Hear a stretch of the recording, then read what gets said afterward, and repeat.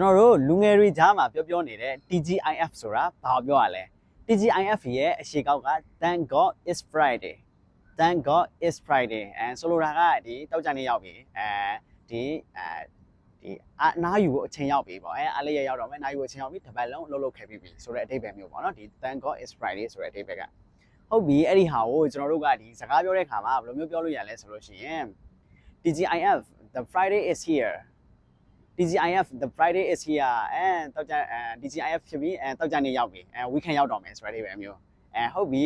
ကျွန်တော်တို့ကနောက်တစ်မျိုးဘယ်လိုမျိုးပြောလို့ရလဲဆိုရင်ကျွန်တော်တို့ကဒီ TGIF ရောက်ပြီငါတို့ဒီအပန်းဖြေကြဆိုအဲ့လိုပြောချင်တယ်ဆိုလို့ရှိရင် TGIF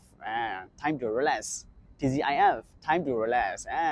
တောက်ကြနေရောက်ပြီငါတို့ပန်းဖြေဖို့အချိန်ရောက်ပြီဆိုတဲ့အဓိပ္ပာယ်မျိုးဟုတ်ပြီဆိုတော့ကျွန်တော်တို့ကနောက်တစ်မျိုးဘယ်လိုပြောလို့ရလဲဆိုရင်ဒီငါတို့တောက်ကြနေရောက်ပြီငါတို့ဘားတွေသွားပြီးတော့ချီးကြမယ်အဲ့လိုပုံစံမျိုးဆိုရင် TGIF let's celebrate TGIF let's celebrate တောက်ကြနေရောက်ပြီငါတို့ဘားတွေသွားပြီးအေးစစ်စစ်ချီးကြမယ်တစ်ပတ်လုံးလှုပ်လှုပ်ခဲ့ပြီးပြင်ပန်းသွားပြီအနာယူဖို့အပန်းဖြေဖို့အချိန်ရောက်ပြီဆိုတဲ့အဓိပ္ပာယ်မျိုးဟုတ်ပြီဆိုတော့ကျွန်တော်တို့ကနောက်တစ်မျိုးဘယ်လိုမျိုးပြောလို့ရလဲဆိုရင်ဒီတောက်ကြနေရောက်ပြီမီတင်တွေဘာတွေမလာနဲ့ဒီနေ့ကတော့အေးစစ်စစ်ပဲနေမယ်အဲ့လိုပုံစံမျိုးဆိုရင် TGIF